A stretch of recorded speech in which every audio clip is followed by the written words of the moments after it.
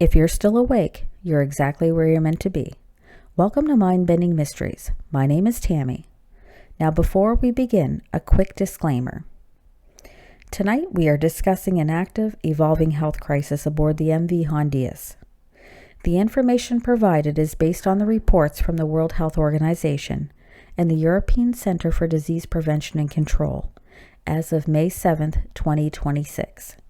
Now, this content is for educational and awareness purposes. Please refer to official health agencies for public safety updates. Now, tonight we're talking about a luxury cruise that has become a floating prison. Since late April 2026, the world has been watching a ship stranded off the coast of Cabo Verde. 3 people are dead, 8 more are sick, and the cause is a virus that usually stays in the forest, but has somehow found its way into a high-tech engine of tourism.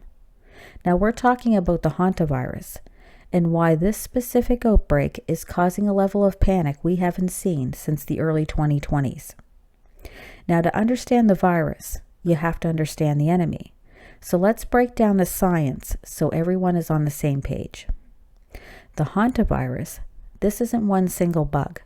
It's a family of viruses carried by rodents like deer mice.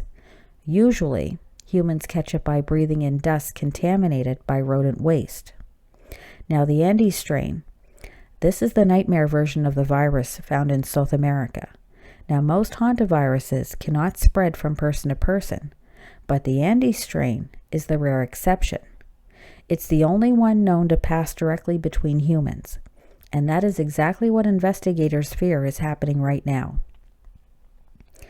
PCR testing. Now, I'm sure you've heard this term before. It's a lab technique that zips open the virus's genetic code to prove it's there. That's how they confirmed the cases in Switzerland and South Africa this week. Now, the MV Hantavirus set sail from Argentina in March. It was supposed to be an Atlantic odyssey, but on April 12th, a passenger died. Then another. Now 3 people, including a Dutch couple, have lost their lives. So the mystery isn't just how it got on board, but how it's moving. Now, World Health Organization officials are currently investigating if this is a rare case of human-to-human transmission in a confined space. Now, think about that. If this virus has adapted to move through a ship's ventilation or close contact, the rules of the game have changed. Now, while health experts insist the wider public risk is low, the tension on that ship is very real. Passengers are being evacuated to the Netherlands and Switzerland under strict isolation. Now, this isn't just a medical emergency, it's a test of our global containment systems. In my opinion, this outbreak is a wake-up call. We spend so much time worrying about engineered viruses that we forget nature is the most creative lab on the planet.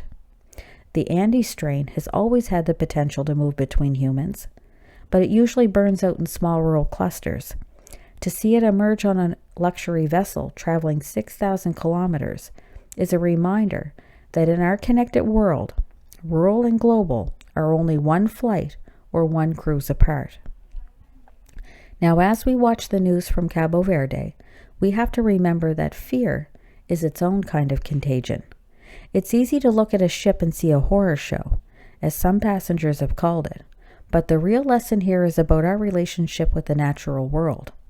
We are constantly pushing into the habitats of the creatures that carry these viruses, and then we act surprised when the viruses push back. The wisdom I want to leave with you is this: respect the invisible boundaries. Whether you're opening a cottage for the summer or boarding a plane for a dream vacation, stay aware of the environment you're entering. Knowledge is the only vaccine for a mystery, because mystery without discipline becomes misinformation. Now, we demand the truth, but we must have the patience to let the scientists find it. From my coast to yours, have a wonderful night.